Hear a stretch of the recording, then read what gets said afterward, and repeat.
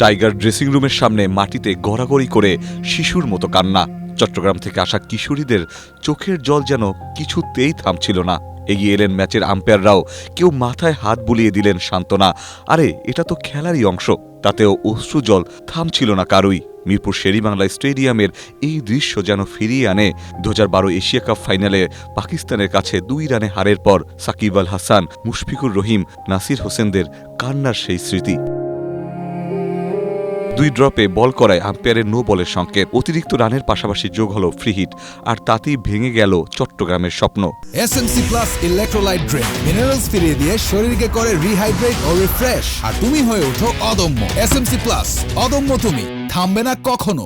বল ছুটে বাউন্ডারির দড়ি ছুতেই উল্লাসে ফেটে পড়ে ময়মনসিংহ অঞ্চলের মেয়েরা। নিস্তব্ধ হয়ে যায় অন্য প্রান্ত। স্বপ্নটা এত কাছে এসেও হাতছাড়া হয়ে গেল। বৃষ্টির কারণে 10 ওভারের ম্যাচ নেমে আসে মাত্র 2 ওভারে। এমন ছোট ম্যাচে একটি ভুল, একটি বাড়তি বল কিংবা একটি সুযোগই গড়ে দেয় জয় পরাজয়ের পার্থক্য। তাই ম্যাচ শেষে চট্টগ্রাম অধিনায়কের আক্ষেপ, পুরো 10 ওভার খেলা হলে হয়তো গল্পটা অন্যরকম হতে পারত। কেন এমনটা হলো? আমাদের 10 ওভার খেলার মন মানসিকতা ছিল সবার।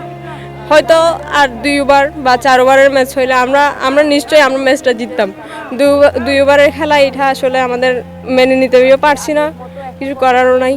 চট্টগ্রাম দলের কোচ ও সাবেক ক্রিকেটার পারমিতা দত্তের স্বপ্ন ছিল নতুন কুড়ি স্পোর্টসের শিরোপা জিতে ট্রফিটি বন্দর নগরীতে নিয়ে যাওয়ার। আসলে চ্যাম্পিয়ন হওয়ার টিম ছিল, আমরা মনে প্রাণে বিশ্বাস করেছিলাম যে আমরা চ্যাম্পিয়ন হব। আমরা নতুন কুড়ি চট্টগ্রামের চ্যাম্পিয়ন হয়ে আমরা ট্রফিটা চট্টগ্রামে নিয়ে যাব, আমাদের ঘরে নিয়ে যাব।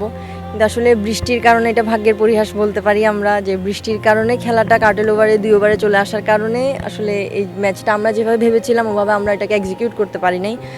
এটা আসলে খুবই হতাশা বলতে পারি যে আমরা এতটুকু এসে আজকে আমাদের ঘরে ফিরতে হবে।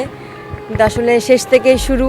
আমি মনে করি আজকে আমরা হয়তো হেরে গিয়েছি বা আমরা হয়তো আজকে চলে যাচ্ছি বাসায়, চট্টগ্রামে ফিরে যাব, কিন্তু আমাদের এখান থেকে শুরু হবে। আমরা পরবর্তীতে অবশ্যই চ্যাম্পিয়ন হব, এটা আমি মনে প্রাণে বিশ্বাস করি। নতুন কুড়ি স্পোর্টস শুধু একটি টুর্নামেন্ট নয়, আগামী দিনের তারকাদের স্বপ্নের ঠিকানাও। এই বয়সী খুদে ক্রিকেটাররা দেখছে টাইগারদের ড্রেসিং রুম, দাপি বেড়াচ্ছে স্বপ্নের হোম অফ ক্রিকেটে, চোখে নতুন স্বপ্নের আলো জ্বালাচ্ছে। এই অভিজ্ঞতাই হয়তো জন্ম দেবে আগামী দিনের বাংলাদেশি তারকা।